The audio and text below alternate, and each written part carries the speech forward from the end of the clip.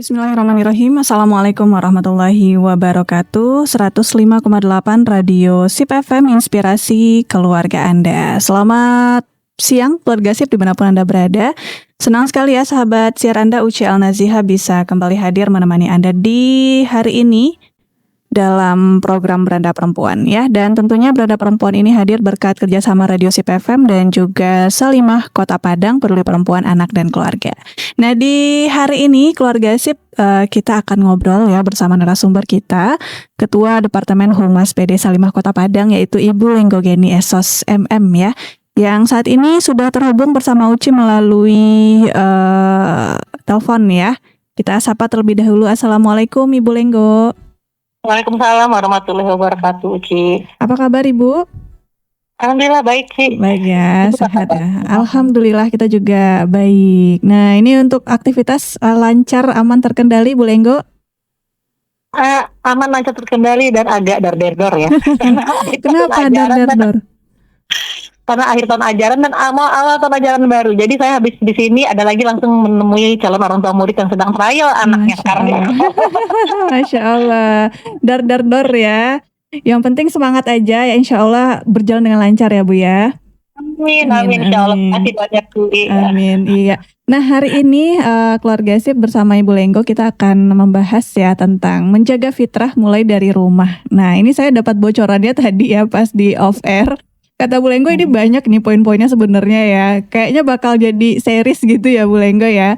Tapi kita coba aja dulu ya hari ini. Kira-kira seberapa ini ya hari ini akan kita bahas. Mungkin di lain-lain kesempatan akan ada part-partnya lagi gitu ya. Nah ini bicara tentang menjaga fitrah mulai dari rumah. Nah urgensinya seperti apa sih Bu Lenggo? Karena ini kayaknya PR untuk orang tua lagi ini kalau sudah kembali ke rumah ini Bu Lenggo. Ini seperti apa Bu latar belakang ataupun urgensi dari pembahasan kita kali ini Bu? Oke, baik Uci. Bismillahirrahmanirrahim. Assalamualaikum warahmatullahi wabarakatuh keluarga SIP. Iya ya Ci ya, kalau kita lihat pemberitaan itu jangan yang harga ini ya BBM naik hari ini ya, itu lain partnya. Pemberitaan tentang bagaimana kehidupan anak muda zaman sekarang gitu ya. Saya sebagai orang tua prihatin lah. Apalagi sekarang banyak terjadi kan di kaum laki-laki nih ya, anak yang mengalami penyimpangan perilaku.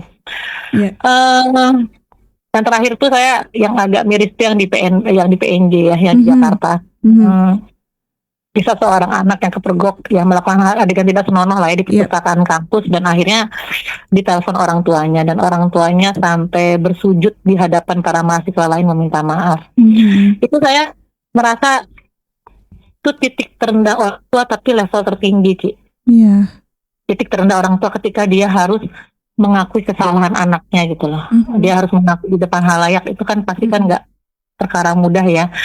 Kita terkadang ya naluri kita sebagai orang tua pasti ingin melindungi anak lah. Betul. Ketika anak salah itu kita bagaimanapun tuh kita maunya anak kita tidak dibela. Perkara nanti menghukum biar saya menghukum gitu ya. Jangan masyarakat yang menghakimi. Biasanya kan orang tua seperti itu ya Ci ya. Karena yang kasus sebelumnya yang terjadi di FH itu kan orang tuanya sempat menyembunyikan kan, sempat gimana lah caranya segala macam alibi dia buat agar anaknya tidak disidang saat itu. Kalau perkara memviralkan tuh bukan yang bersangkutan ya Ci ya, bukan yang orang yang menyidangkan sidang ya, itu emang netizen aja Kalau ada orang bilang itu kan melanggar undang-undang ITE, itu nggak ada kaitannya dengan si penyelenggara, itu memang si netizen aja yang memviralkan. Tapi walakulihal kita harus siap dengan sanksi sosial saat ini. Betul. Sanksi sosial dari masyarakat yang sebenarnya udah capek Ci, udah gerah, udah jijik lah ibaratnya dengan perilaku amoral seperti ini.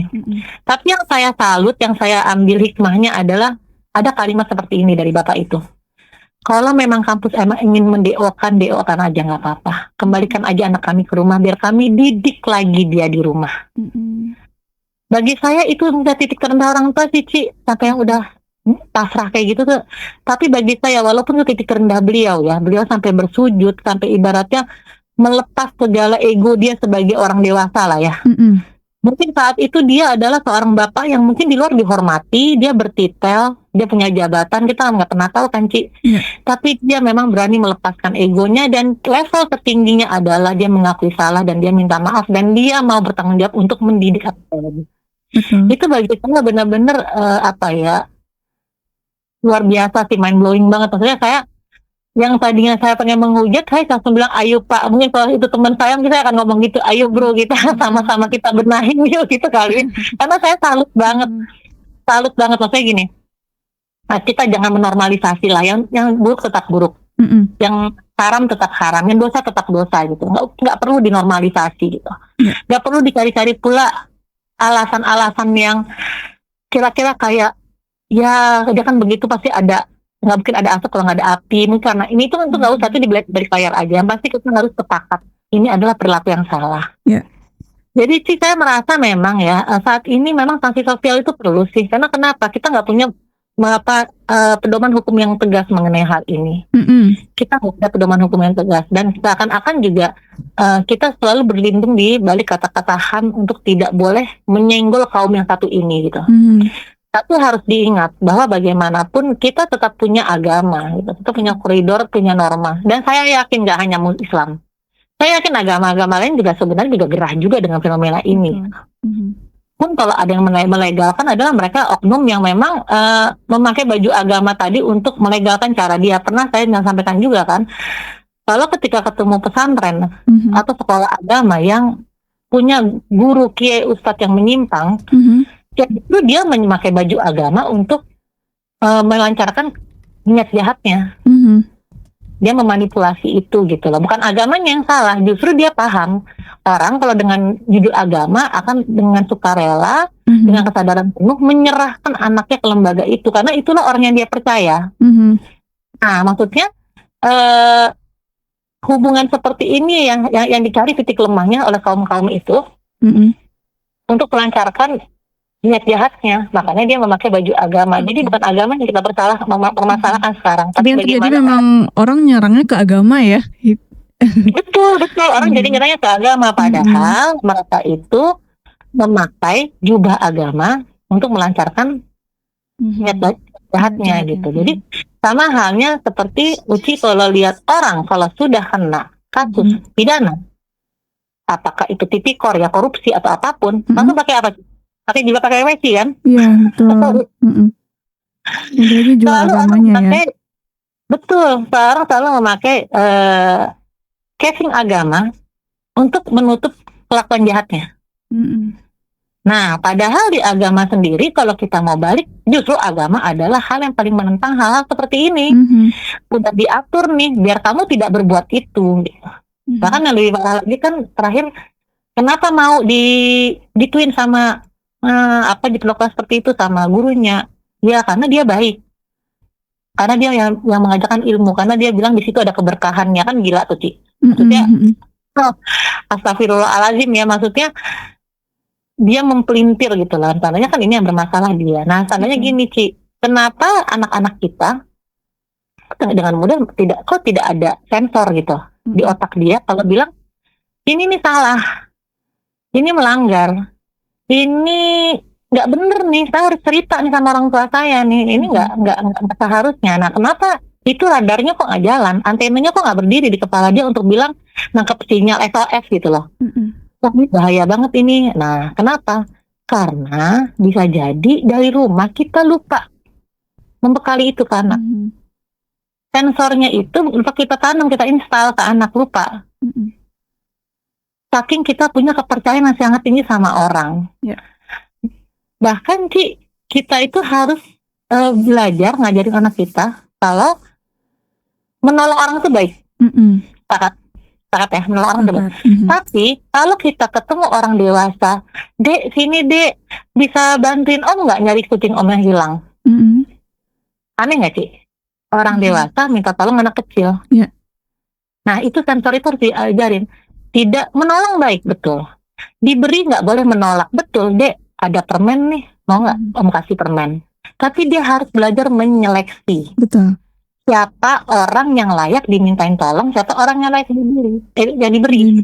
Jadi Itu fitrah-fitrah itu Ci yang kita sekarang lagi miss di anak-anak. Kenapa makanya anak-anak kok mudah sekali kena bujuk rayu gitu. Kok mudah sekali percaya sama orang gitu. Maka ada nilai-nilai yang kita miss nih. Kita belum menanamkan atau kita memang tidak tahu kalau itu wajib diperkenalkan. Sesimpel ini Ci, sebelum saya masuk fitrah itu apa aja ya. Sesimpel kayak saya paling terganggu kalau masih ada orang tua memberikan anak pakaian yang masih terbuka. Kenapa? Balik lagi, kulit yang terbuka sangat mudah bersentuhan dengan kulit orang lain. Betul. Dan anak tidak ada sensor bahwa itu area yang tidak boleh disenggol. Jadi kalau semisal masih ada orang tua memaksakan celana pendek ke anak SD, jangan SD, dari PAUD aja saya nggak kasih. Dan anak tidak menyadari itu adalah area privat yang tidak disentuh, sedangkan karena dia pakai celana pendek itu, dia akan mudah tersentuh sama orang dewasa. Dan saya khawatirkan adalah dia tidak akan pernah menyensor dirinya bahwa sentuhan itu adalah sentuhan yang dilarang. Karena kenapa? Kesalahan lagi dari rumah, anak dibekali baju yang tidak sesuai. Nah, jadi intinya sih sebenarnya mendidik fitrah ini itu adalah upaya menemani, merawat, menumbuhkan, membangkitkan benih agar menjadi pohon yang baik. Jadi kita nggak cukup hanya kesannya kasih makan, kasihnya anak sekolah, nggak cukup. Jadi ada unsur kita harus jaga nih, kita temenin terus anak, kita rawat sedemikian rupa, kita tumbuhkan, kita dampingi gitu kan, agar mereka kuat. Jadi ketika mereka tumbuh di tengah masyarakat, ibarat pohon itu dengan berbagai macam cuaca, anggaplah pohonnya tidak di Indonesia ya, misalnya kayak di subtropis kan 4 musim. Pohon cemara nggak akan berubah jadi toge. Cemara tetap cemara. Mau dia musim panas, gugur, semi, bahkan musim dingin sekalipun, dia tetap tegak berdiri. Itu yang kita analoginya tuh, kita tanamkan itu ke anak secara fitrah, bahwa dia harus punya fondasi yang kuat agar dia bisa beradaptasi dengan lingkungannya. Dia bisa menyeleksi mana hal yang baik, mana hal yang buruk. Gitu ya. Jadi ke arah sana sih kalau mengenai pendidikan fitrah. Dan juga kalau dalam Islam kan dibilangnya itu anak itu bagaikan kertas putih, cakap. Orang tuanya membuat jadi Yahudi, Majusi atau Nasrani. Nah, tapi dalam perspektif human nature bukan berarti kalau dia kertas putih itu kita perlakuan dia sebagai kertas kosong, nggak boleh. Tetap kita harus kasih dia pendidikan, dimulai dari mana? Membaca potensi yang sudah ada dalam diri manusia. Jadi orang tua itu harus sering-sering eksplor anak, kebutuhan anak apa, minat anak apa, interestnya apa. Kalau anak kita sudah jelas dia anak laki tapi suka dilipstikin, suka kadang-kadang kita nih bercandaan kita yang nggak boleh nih. Anak laki itu lucu, pakai jilbab. Itu sering banget itu Ibu. Iya kan? Jangan dikira itu satu jokes yang receh, enggak. Anak akan meminta memori itu kalau dia pernah dipakein jilbab, dan itu salah satu tools. Makanya jangan kaget orang-orang yang menyimpang itu menjadi influencer yang memakai jilbab. Ya kan?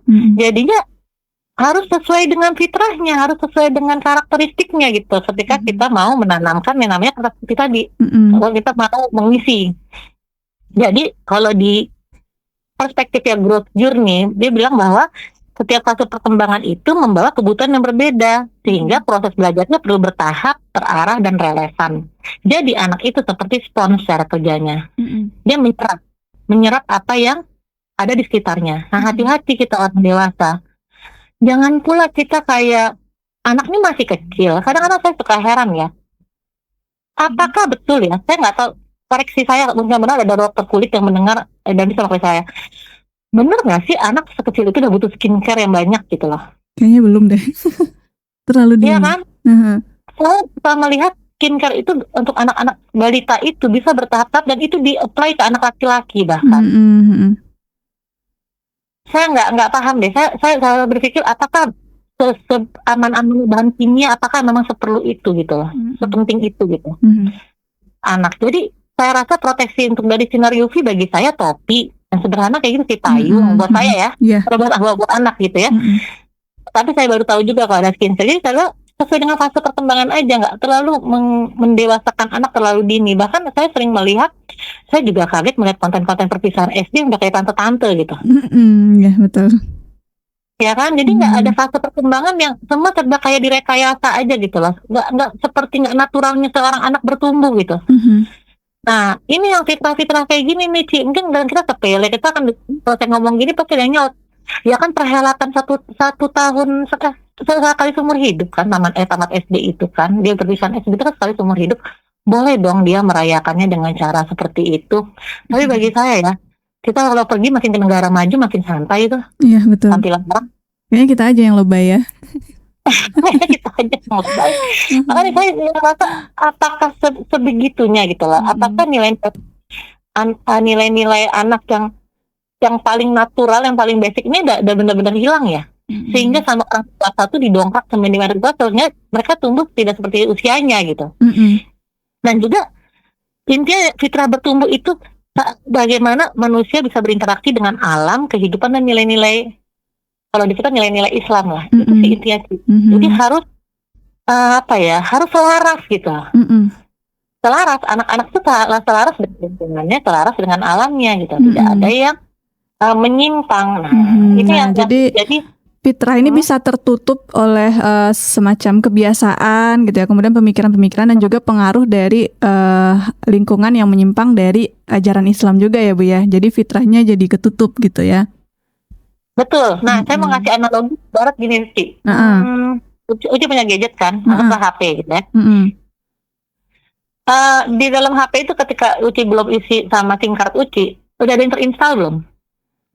Memori tapi kan speknya sudah ada ya, sudah disiapkan kan sebagai alat komunikasi. Kita tinggal install aja memori tambahan, memori sudah ada dari dia, memori tambahan sama SIM card kita. Oke, itu tambahannya. Nah, intinya waktu Uci beli HP tujuannya buat apa? Untuk komunikasi. Betul, alat komunikasi. Sehingga spek yang ada di dalam spesifikasi dalam HP adalah ada speaker, ada ya alat untuk komunikasinya, seperti itu kan, ada aplikasi bawaan telepon gitu ya. Aplikasi bawaan. Dan kalaupun kita mau menambah nih Ci, kalau kita mau menambah karena Uci buat alat telekomunikasi, Uci kan punya peran nih, peran Uci sebagai pekerja, anggaplah Uci sebagai anak, sebagai istri. Untuk bekerja Uci butuh support. Betul. Uci menambah aplikasi tambahan. Apakah itu ojek online buat transportasi Uci ke tempat kerja, apakah internet, online banking untuk transaksi-transaksi seperti itulah ya. Kita akan menginstal sesuatu sesuai dengan kebutuhan kita. Apakah itu kita sebagai pekerja, aktivis atau apalah namanya, atau kita sebagai anak, sebagai istri, kita akan menginstal hal-hal yang sesuai. Nah, satu kali Uci bosen. Uci main game, instalasi game itu. Awalnya santai. Oh, cuma top up doang. Nih, top up. Oh, seru ya, ternyata. Terbawa nih. Ternyata adrenalin mulai naik. Masuk ke situs judul. Situs judul, ternyata disitulah jebakannya. Jebakan bosannya. Nggak cukup duit 1.000-2.000 perak. Pasang banyak, biar balik banyak gitu kan. Dari situs judul, pergi ke pinjol. Kan gitu tuh rangkaiannya. Akhirnya berputar-putar di maksiat yang seperti itu. Nah, begitulah manusia. Kalau dia sudah diinstal sama Allah sesuatu yang untuk mensupport hidup dia. Kita mau nambah sesuatu yang produktif. Nah, manusia dengan pongahnya berani menginstal sesuatu dalam diri dia yang kontraproduktif, yang akhirnya menghancurkan diri dia. Udah jelas kamu laki-laki, bersikaplah seperti layaknya seorang laki-laki. Kenapa kamu install di otak kamu bahwa kamu layak dicintai dengan sama jenis? Allah udah nyiapin nih proteksinya buat dia berpikir, berfungsi sebagai seorang laki-laki itu seperti apa gitu kan. Tiba-tiba ngide install sesuatu yang nggak sesuai dengan keperuntukannya. Laki-laki nikah sama laki-laki, kita pengen punya anak. Dari mana? Nggak ada bawaan. Ya kan? Perangkat bawaannya nggak ada, mustahil ya gitu. Nah, kayak gitu analoginya. Jadi fitrah itu sebenarnya sudah terinstal.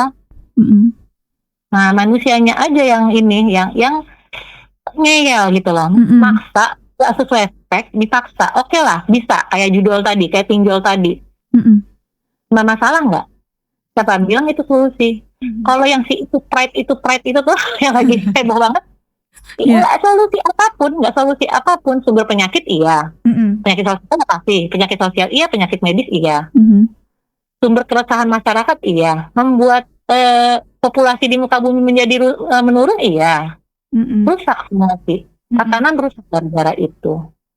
Nah, jadi seperti itu. Ini baru segmen 1 ya, cerita. Belum masuk ke baru bentuk fitrahnya seperti apa, belum masuk ini. Segmen 2 sih. Oke deh. Jadi memang kalau kita bicara fitrah sebenarnya udah terinstal di diri kita gitu ya, sama Allah sendiri udah nginstal itu gitu. Tapi bisa hilang fitrahnya itu karena tertutupi oleh kebiasaan-kebiasaan dan juga pengaruh-pengaruh yang negatif dari lingkungannya gitu, yang tidak sesuai dengan ajaran Islam gitu. Nah, kira-kira bicara soal fitrah ini keluarga SIP ya, apa saja sih fitrah kita ya, mungkin itu sebagai anak ataupun sebagai orang tua gitu ya. Nanti bakal kita bahas di segmen kedua ya Bu Lenggo ya. Dan tentunya Uci juga mengundang atensi Anda yang ingin bertanya keluarga SIP melalui chat WhatsApp kita ya di 082174597178. Nanti bakal Uci bacain, mau bertanya boleh, mau sharing atau konsultasi juga boleh ya bersama Ibu Lenggo Geni, Ketua Departemen Humas PD Salimah Kota Padang. Nanti kita akan balik lagi, tetap setia di 105,8 Radio SIP FM, inspirasi keluarga Anda. Keluarga SIP, dan kita masih membahas tentang menjaga fitrah mulai dari rumah ya, bersama Ketua Departemen Humas PD Salimah Kota Padang, ada Ibu Lenggo Geni Esos MM ya. Dan tentunya saya juga menunggu atensi Anda yang ingin bertanya ataupun mau sharing ya. Silakan di chat WhatsApp kita di 082174597178. Nah, kita kembali ke Ibu Lenggo yang masih terhubung via telepon ya. Halo Ibu, masih bersama kita ya Bu ya? Iya. Oke. Nah, kita bicara soal fitrah nih sekarang, Bu. Kalau tadi sudah disampaikan ya bahwasanya memang fitrah itu sudah terinstal sejak lahir. Nah, kira-kira fitrahnya manusia ya, fitrahnya anak itu seperti apa aja sih, Bu, yang mungkin akan kita bahas di segmen ini? Oke, baik sih, teman-teman. Jadi sebenarnya fitrah dalam manusia itu memang sudah apa ya? Ya tadi kita udah analogikan yang tadi gadget ya Ci, jadi sudah ada fitur bawaan yang terinstal di dalam gadget. Begitu juga dengan fitrah itu sudah terinstal dalam diri kita. Sebenarnya kita enak jadi manusia, nggak usah susah payah lagi mencari jati diri gitu. Karena fitrahnya sudah ada di dalam diri manusia. Nah, sehingga sekarang fitrah itu sebenarnya adalah istilahnya innate goodness. Jadi bawaan yang baik, yang hal yang baik-baik itu fitrah lah. Dan orang tua nggak boleh mengubahnya. Jadi karena obsesi orang tua nih, orang tua pengen anaknya melanggar fitrah. Makanya saya pernah cerita juga bahwa ada anak laki-laki sangat terobsesi waktu itu dengan, ini ada di IG nih, kenapa muncul di beranda saya. Jadi orang bule terobsesi dengan Elsa, dengan Elsa dari kecil. Dan tau gak, dia itu perjalanan anak yang dari kecil tadi sampai umur 13 tahun dan bener dong menyimpang. Karena saking obsesinya dengan si Elsa tadi gitu. Sampai dia sampai terharu bisa mewujudkan cita-cita anaknya dengan 13 tahun itu untuk pergi ke Disneyland dan bertemu dengan Elsa. Tapi dari gaya jalannya, dari dandanannya, anaknya cowok tapi gondrong, itu udah bener menyimpang. Terus tiba-tiba kita dider umur 7 tahun ngide pengen masuk anak sekolah Islam berbasis Islam dengan segala tetek bengek pembelajaran agama dan akidah yang baik. Kerja keras jadinya guru. Karena dia tidak pernah dikenalkan, dicontohkan. Jadi sebenarnya harusnya logikanya ketika kita sudah diinstalin masalah fitrah keimanan, itu kita tinggal running doang sih. Ibarat kita punya HP tadi. Kan udah ada fitur bawaan kan dari HP kan. Tinggal pakai doang kan. Sebenarnya kan. Kayak gitu analoginya. Jadi kalau fitrah keimanan ini sebenarnya sesimpel kita ketika kecil itu sudah mengajarkan sudah mengajarkan hal-hal sifatnya tauhid ke anak. Dari mulai kalimat-kalimat thayyibah, ketika dia makan kita ucap bismillah, ketika dia selesai makan alhamdulillah, ketika jatuh kita istighfar, ketika dia sedih kita mencoba untuk menenangkan. Itu bagian dari upaya kita untuk mengenalkan tauhid kepada anak gitu lah. Ini ketika dia sedih nih, misalnya ngalamin nih, belok dikit ya. Dikit. Kemarin saya kan ke CFD. Mudah-mudahan bapak-bapak yang dekat saya itu mendengar ya kata-kata ini. Saya kan ke CFD kemarin. Ada anak masih 2 tahun, jalan nih. Sepedanya yang didorong sama orang tuanya, jadi dia berusaha pengen jalan kan, pengen jalan sendiri. Jatuh. Ini depan lagi sih jatuh. Tahu nggak Ci, apa pertama kalimat yang dibicarakan bapaknya? Apa itu? Siapa yang nakal? Aduh. Saya sampai bengong. Siapa yang nakal? Dia jatuh sendiri Pak. Saya rasa-rasa pengen nyamperin dulu Pak. Dia jatuh sendiri Pak. Tidak ada yang perlu Anda salahkan. Itu masalah tauhid tuh. Tidak terima takdir. Oke. Betul. Sekolah mahal nih, di mana guru-gurunya bisa menjadi sosok teladan, nggak bisa, tetap orang tua yang core-nya, yang utamanya. Jadi coba kembali lagi nih bapak-bapak, kita tadi balik ke fitrah bakat. Coba sekarang mulai mapping anak kita apa sih potensinya, anak kita apa sih kesukaannya, ya kan? Tugas kita memfasilitasi, mensupport, dan mendoakan. Iya. 3 itu harus, itu 3 itu wajib. Iya. Kalau udah tahu, jangan dicuekin, jangan didiamin, jangan diabaikan. Nah, fitrah bakat di situ. Yuk, mulai yuk bapak-bapak sekarang. Hal-hal sederhana, simple, sekedar untuk menata-nata rumah, geser-geser apa, ajak anaknya. Bantu gitu. Iya. Jadi dia punya life skill untuk ketika dia nanti hidup jauh dari kita kan nggak akan sampai seumur hidup nemenin anak kita. Betul. Kita nggak akan lagi menemukan anak-anak yang hoarding disorder. Kita juga parah loh sih. Banyak anak kos itu ketika meninggalkan kosnya meninggalkan sampah sebanyak-banyaknya dalam kamar. Itu saya nggak ngerti kenapa tuh. Ada fenomena baru kan. Karena itu tadi life skill sederhana aja. Skill sederhana, bakat-bakat sederhana aja. Seperti membereskan rumah, merapikan apa yang sudah kita pakai, mengembalikan pada tempatnya. Nah, jadi jangan sampai kita melemahkan fitrah itu, Ci. Kita melemahkan fitrah itu, pas sudah dewasa, anak-anak kita senang sekali mencari jodoh instan. Betul. Jadi cari sugar daddy, menjadi pelakor. Nggak mau sama yang berjuang dari bawah nih, maunya suami orang yang udah mapan. Nah, itu yang jadi kita harus pikirkan gaya hidup. Gaya hidup itu harus belajar bahwa semua itu berproses. Kalau memang kita nggak ada, bilang nggak ada sama anak. Kita nggak ada, kita nggak bisa membayar khodimat. Jadi kita bagi-bagi tugas ya. Hari ini piket nyapu siapa, besok siapa, besok kan lagi siapa. Hari ini yang piket untuk menyuci piring siapa, gitu terus gitu loh. Nah, belajar untuk mempola itu, dan itu nggak bisa di sekolah sih. Itu memang harus dari rumah. Harus dari rumah. Jadi kesimpulannya Ci, yang 2 ini tadi, ini baru 2. Masih ada 6 ya. Oke. Tadi itu akan menjadi modalitas dia ketika hidup di lingkungan sosial yang lebih besar lagi di kemudian hari. Jadi pastikan itu di rumah beres dulu. Oke. Nah, tapi sebelum ditutup nih Bu, satu pertanyaan yang muncul, membentuk mana sih yang lebih penting gitu, membentuk anak menjadi soleh atau mengembangkan bakatnya? Karena kalau di dalam Islam kan kayak misalnya keimanan gitu dan akhlak itu adalah fondasinya gitu kan, sedangkan bakat itu adalah sarananya. Nah, mana sih yang paling penting untuk dikembangkan gitu Bu? Ya, kalau kita menyempitkan arti soleh itu tadi ibadah Ci, anaknya jadi rajin. Outputnya soleh itu apa? Outputnya soleh itu jadi apa? Jadi rajin ibadah. Ya, tadi kebiasaan. Tidak berkaitan dengan bakat kebiasaan itu semua jalannya beriringan. Nggak ada yang mana yang lebih dulu, enggak bareng.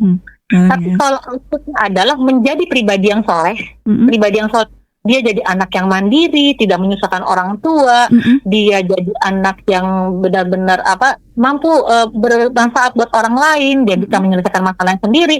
Yang tadi bakat tadi kita harus ekspor banget dari awal. Jadi sisi-sisi kayak perilaku baik itu biasanya munculnya dari apa Ci? Kalau kita belajar, ada lagi Ci, satu lagi namanya piramida belajar William and Schellenberg. Kalau kita kepengen anak kita punya perilaku yang baik dan punya kemandirian, itu memang pada dasarnya apa? Yang tadi yang fitrah bakat tadi. Pastikan tumbuh kembang. Nah, di fitrah perkembangan, mungkin yang berikutnya fitrah perkembangan Ci. Secara fitrah perkembangan, baik dari sisi motorik, sensorik, bahasa, kognitif, sosial itu harus bagus juga. Jadi semua beriringan Ci, beriringan semua.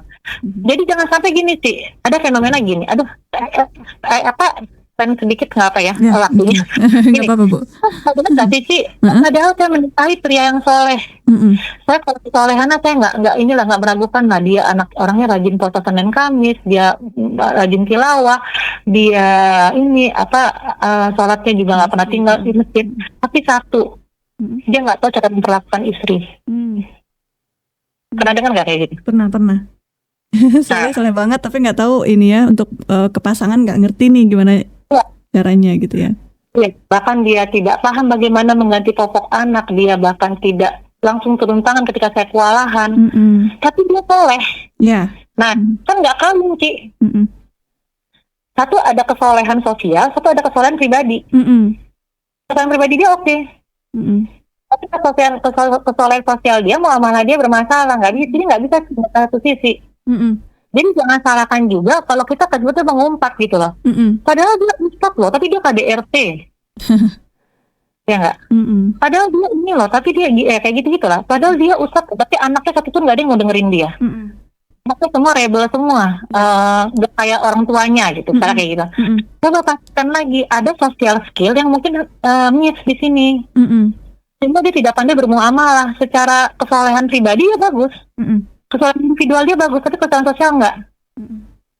Nah ini yang jadi kalau ditanya mana dulu, harus bareng. Pastikan ketika kita menanamkan kesolehan individual ke anak, kesolehan sosialnya juga jalan. Dia dua sisi mata uang tuh, nggak boleh salah satu. Betul. Harus kawin dua-duanya. Jadi jangan sampai gini, kita punya teman yang solehah banget ya, tapi mulutnya sadis gitu, nggak pernah senyum. Padahal senyum di Islam kan ibadah. Ya nggak bisa jadi kayak nanti kata-katanya yang penting dia solehah lah. Lagi pula emang dia mukanya kayak gitu udah kemarin, nggak bisa. Skillnya, bakatnya harus diasah. Bakat apa? Bakat untuk bisa punya keterampilan sosial tadi, berinteraksi secara benar. Bagaimana kita di tempat umum, bagaimana kita sama yang muda, sama yang tua, sama yang seumur. Gitu. Nah, harus ada ininya lah, harus ada skillnya. Nah, skill itu sih yang maksudnya itu dari rumah. Betul. Tadi balik anak kecil tadi tuh, yang tadi misalnya siapa yang nakal gitu. Saya khawatir skill dia dalam bertahan hidup ketika nanti menghadapi masalah adalah mencari playing victim. Yang dia mencari korban gitu. Padahal dia pelaku, tapi dia mencari orang lain berkesalahan gitu. Sudah dibiasakan dari kecil kalau setiap kesalahan yang dia buat, dia bukan pelakunya gitu ya, dia tidak diajarkan gitu ya. Iya, tandanya kawin sih antara fitrah keimanan sama fitrah dia dalam keterampilan sosial. Oke, jadi semuanya berjalan bersamaan gitu ya. Iya, harusnya belajar untuk mengafirmasi diri lah. Oh iya, tadi jatuh, mungkin karena nggak hati-hati. Mana yang sakit diobatin. Terus selanjutnya apa? Selanjutnya lebih hati-hati lagi. Selesai, nggak disalahkan di situ. Jadi kayak gitu, jadi emang harus kedua-duanya. Tapi bagaimanapun, kalau masalah kita ngomong fitrah perkembangannya tadi, Ci, memang sekarang semua orang tua wajib harus punya milestone tumbuh kembang. Wajib. Jadi harus pastikan lagi anak-anak itu memang benar-benar melewati fase perkembangan yang benar, yang utuh. Tidak ada yang terlewatkan, tidak ada yang tertinggal gitu. Harus sesuai dengan usia kalendernya. Demikian Ci. Oke, Masya Allah, ini baru 2 poin ya yang kita bahas tentang fitrah anak gitu ya. Tadi ada fitrah keimanan, kemudian juga fitrah bakat, dan ternyata masih ada 6 lagi nih keluarga sip. Mungkin kita bikin seri berikutnya ya Bu Lenggo ya. Insya Allah Ci, insya Allah. Oke deh Bu Lenggo, terima kasih atas waktunya hari ini ya Ibu ya, sudah berbagi bersama kita di Beranda Perempuan ya. Dan selamat melanjutkan aktivitas kembali. Nah juga keluarga sip, terima kasih untuk Anda yang sudah setia mendengarkan kita ya dari jam 11 tadi di Beranda Perempuan dengan topik menjaga fitrah mulai dari rumah. Memang banyak banget PR kita sebagai orang tua ya, apalagi di zaman sekarang di mana anak-anak itu memang butuh protek yang lebih baik dari rumahnya, yaitu dari orang tuanya sendiri gitu ya, biar anak-anak kita tidak terjerumus ke dalam hal-hal yang dapat merugikannya di suatu saat nanti gitu. Dan mungkin karena keterbatasan waktu keluarga sip, kita harus tuntaskan ya kebersamaan kita di Beranda Perempuan edisi kali ini. Uci mohon maaf untuk segala kesalahan kata. Uci pamit, Bu Lenggo juga pamit ya keluarga sip. Terima kasih sekali lagi. Kita akhiri dengan doa kafaratul majelis. Subhanakallahumma wa bihamdika asyhadu alla ilaha illa anta astaghfiruka wa atubu ilaik. Wassalamualaikum warahmatullahi wabarakatuh.